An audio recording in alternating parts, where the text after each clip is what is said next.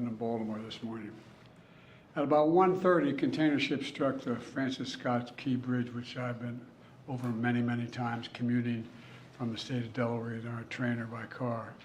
Been in Baltimore Harbor many times. And the bridge collapsed, sending several people and vehicles into the water, into the river. And multiple U.S. Coast Guard units, which are stationed very nearby, thank God, were immediately deployed along with local emergency personnel. And the Coast Guard is leading the response at the port, where representatives from the Federal Highway Administration, the FBI, the Department of Transportation, the Army Corps of Engineers, as well as Maryland officials and Baltimore Police and Fire, are all working together to coordinate an emergency response. Officials at the scene estimate 8 people were unaccounted for still. Not still, were unaccounted for. That number might change. 2 have been rescued, 1 without injury, 1 in critical condition. And the search and rescue operation is continuing for all those remaining as we speak. I spoke with Governor Moore this morning, as well as the Mayor of Baltimore, the county executive, both United States senators and the congressman. And my Secretary of Transportation is on the scene. I told them we're going to send all the federal resources they need as we respond to this emergency. And I mean all the federal resources. And we're going to rebuild that port together. Everything so far indicates that this was a terrible accident. At this time, we have no other indication, no other reason to believe there's any intentional act here. Personnel on board the ship were able to alert the Maryland Department of Transportation that they had lost control of their vessel, as you all know and reported. As a result, local authorities were able to close the bridge to traffic before the bridge was struck, which undoubtedly saved lives. Our prayers are with everyone involved in this terrible accident and all the families, especially those waiting for the news of their loved one right now. I know every minute in that circumstance feels like a lifetime. You just don't know. It's just terrible. We're incredibly grateful for the brave rescuers who immediately rushed to the scene, and to the people of Baltimore who want to say, we're with you. We're going to stay with you as long as it takes. And like the governor said, you're Maryland tough, you're Baltimore strong, and we're going to get through this together. And I promise we're not leaving. Here's what's happening now. The search and rescue operation is our top priority.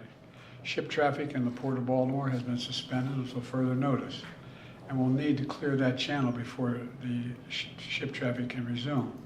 The Army Corps of Engineers is on the spot and is going to help lead this effort to clear the channel.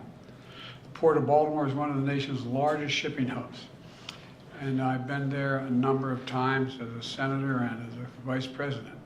It handles a record amount of cargo last year. It's also the top port in America for both imports and exports of automobiles and light trucks. Around 850,000 vehicles go through that port every single year, and we're going to get it up and running again as soon as possible. 15,000 jobs depend on that port, and we're going to do everything we can to protect those jobs and help those workers. The bridge is also critical for travel, not just for Baltimore, but for the Northeast Corridor. Over 30,000 vehicles cross the Francis Scott Key Bridge on a daily basis. It's virtually, it's one of the most important elements for the economy in the Northeast and the quality of life. My transportation secretary is there now. As I told Governor Moore, I've directed my team to move heaven and earth to reopen the port and rebuild the bridge as soon as humanly possible. And we're going to work hand in hand with the support of Maryland to support Maryland whatever they ask for. We're going to work with our partners in Congress to make sure the state gets the support it needs.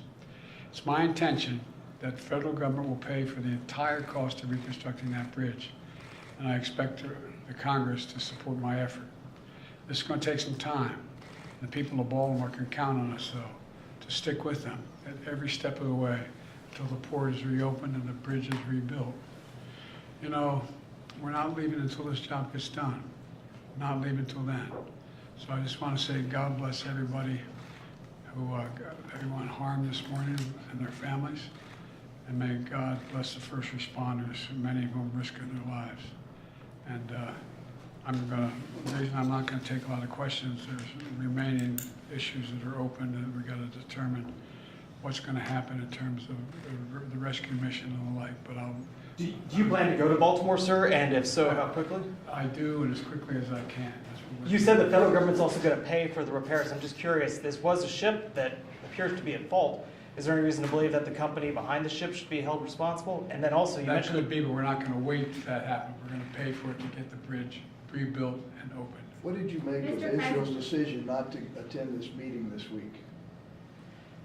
Oh, I don't want to get into that. Regarding Plenty of Rockwell. time to talk about Ross. you mentioned the port. Mr. The President, port. not Can I ask about the cars? port. About the port. Thanks, everyone. Thanks, everyone. Thanks, everyone. All right, thanks, everyone. Thank you. Thank you. All right. We have the common doors.